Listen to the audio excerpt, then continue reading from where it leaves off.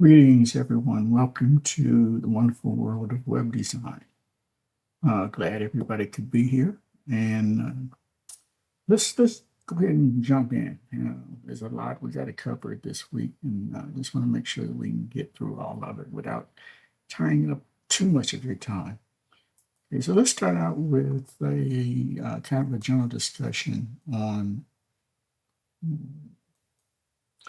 Uh, the general discussion on web architecture. Web architecture is the structure, the interaction of components that deliver web content.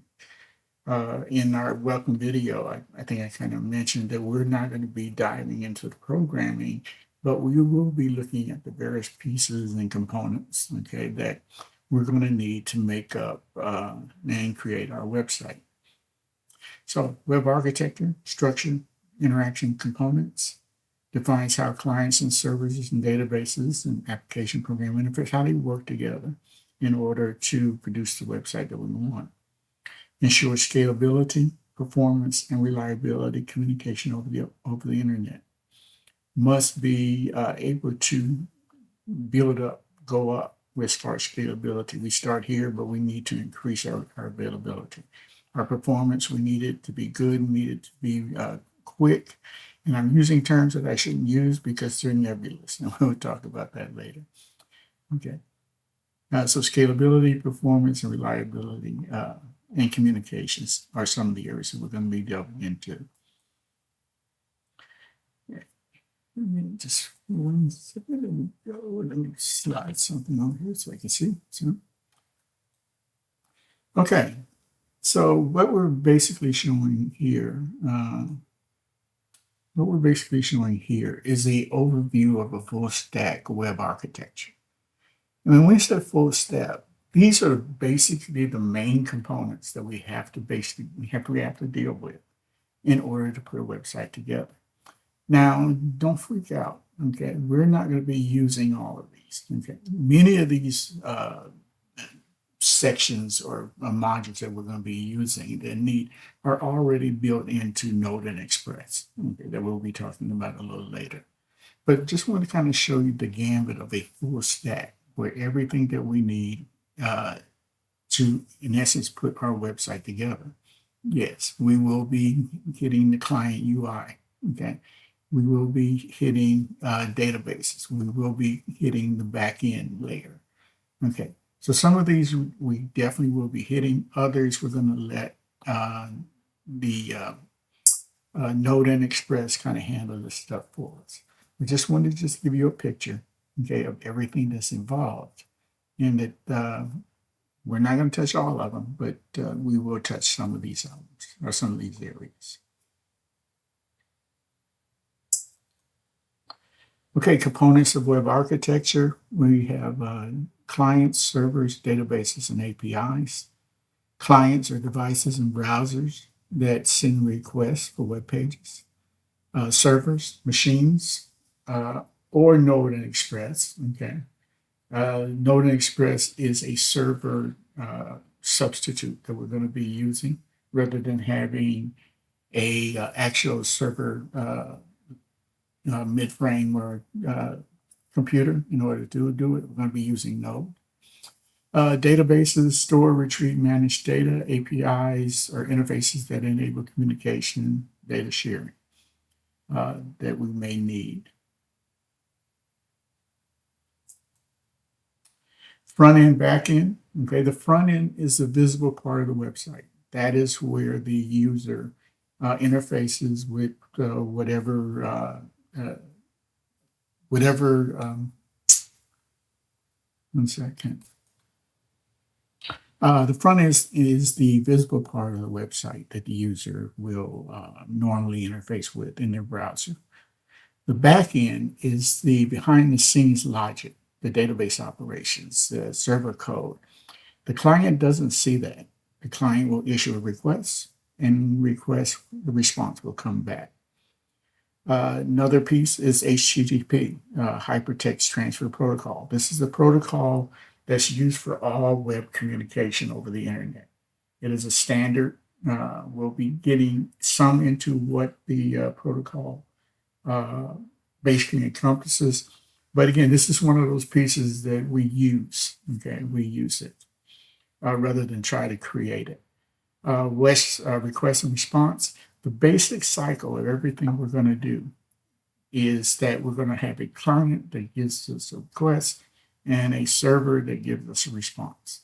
Okay, request response. That's the basic fundamentals of how websites and web design is going to work.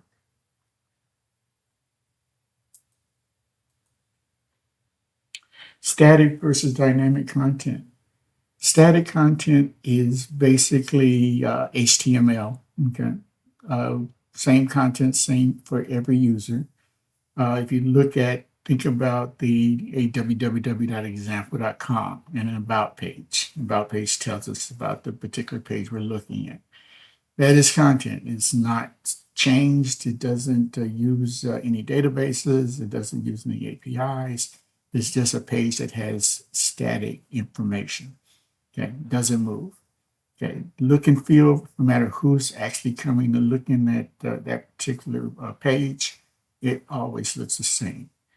Versus dynamic content.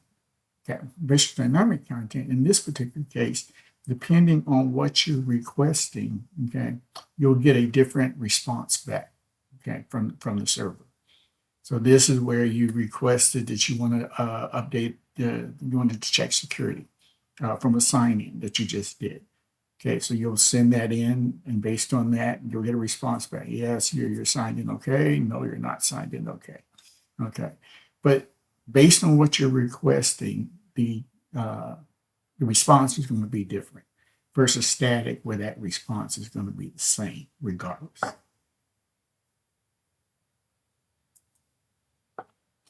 Here's an example I think is very good, and some of you may have seen it, maybe not, but it kind of outlines or parallels client server to a restaurant.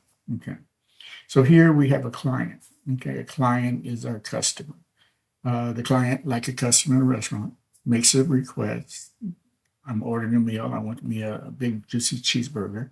Okay, they don't actually cook it themselves, but they just ask for what they want. Their waiter, who's now part of being the server, okay? The server is like a waiter or a kitchen staff. The waiter receives a request for the order, takes it to the kitchen, which is the back end. And remember, the back end, the client and the customer really don't see what's going on. They don't really care as long as they get their food, okay? But that goes into the back end where the meal is prepared. Once the meal is prepared, they give it to the waiter. The waiter delivers it to the customer, the meal that they ordered. In between that, in that back end, okay, database, or in this case, we're substituting the pantry. It could be the pantry, the refrigerator, the stove, anything that is needed to make that meal in the back end, in the kitchen. Okay, that is basically what's going to be done in order to deliver to the customer what they requested. So kind of a good example of how that interface between the client and the server works using a restaurant. Really getting a restaurant example. Okay, the browser role. This is the client. Okay, the browser sends requests to the server for web pages, data services. Receives responses. Okay, HTML, hypertext markup language, CSS, cascade style sheets. That's basically what's received for the response. JavaScript could be code coming back that will be executed on the client side. Could be a JSON, a JavaScript object notation, which is basically a structured way of transmitting data back and forth. And we'll talk a lot more about JSON here in the near future. Rendering. The browser for the client renders, turning code and data into something that's visible. It displays content to the user. I get something back from the server. I have to render it so that the client, okay, can see it. Okay. So taking that information that's passed back may need to be restructured, massaged, basically changed in format. That's the rendering part as far as displaying the content to the user. Handles user interactions. I click a form, I enter a password, I enter a login ID. I navigate to various places within the browser side of things. So that's the browser client role. The server role receives and processes the client's requests, runs backend logic and application code, retrieves and updates storage data in databases, sends responses back to the client, and enforces authentication and security. These are some of the main functions of the server, okay, the server side of it, that when you send a request from the client, some of the things that the server actually does. Okay, HTTP, I just wanted to kind of give, these are some of the basic request methods, okay? HTTP stands for Hypertext Transfer Protocol, and it is the application protocol for web requests and responses.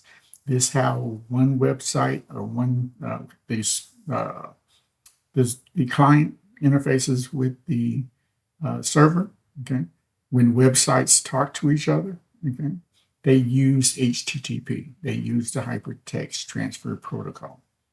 The basic methods in doing that are these four items: the get, the post, the put, and the delete. The get, load a web page, post, submit a form, update and replace an existing resource, or remove a resource. Four basic ones. We'll be delving deeply into how these work and how we can use them to build our website. Here's some of the more detailed examples. Don't worry about the slash. We're going to be talking about that next time in detail, okay?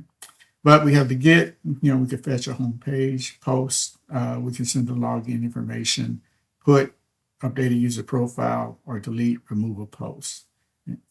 Four basic operations that is going to drive our interfaces for our web page that we'll be constructing.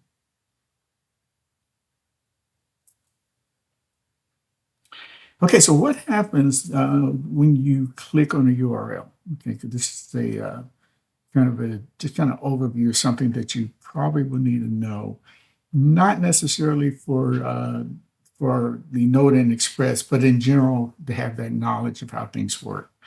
Okay, the browser parses the URL. The URL is a uniform resource locator. Okay. This URL base is connected to a DNS, a domain name server. What we have here is a domain name as being the main ID of who we are. Okay. The domain name is looked up on the domain name server. Okay. And basically what we're looking for when we do that is we're looking for an IP address. An IP address is a unique identification of who you are. Okay. If you're connected to the internet in any way, okay, you are basically connected via an IP address, okay, an internet protocol address, okay, or ID for that matter. Okay.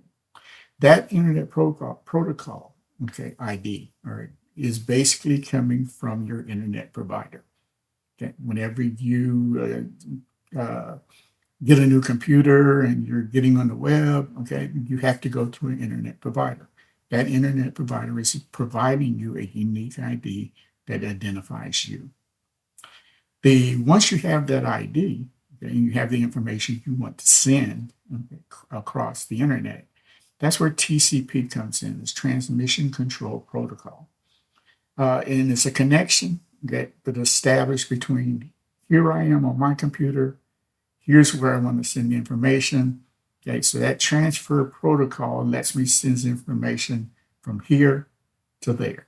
Okay, standard protocol on the web. Then the browser will go ahead and send the data over that TCP. You'll hear the term TCP/IP, which basically is your internet protocol along with your transmission control protocol, working together to get information from your laptop or from your computer to the website that you're trying to get information. Okay, the server gets the information, processes it, and responds.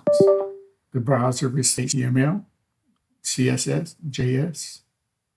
Routers renders content into a page.